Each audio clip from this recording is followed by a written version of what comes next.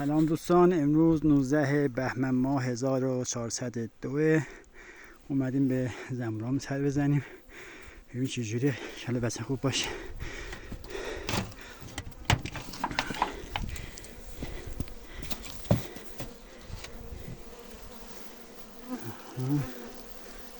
دوستان ایشین کشه این وضعیتشون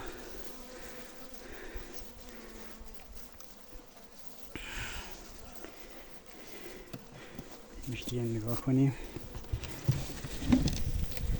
این مال این وضعیت زمورامونه که کلا همه چه منطقه هم کوهستانیه، همه جا برف باریده.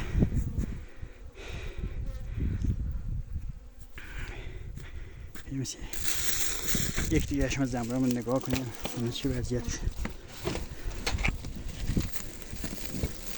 این وضعیت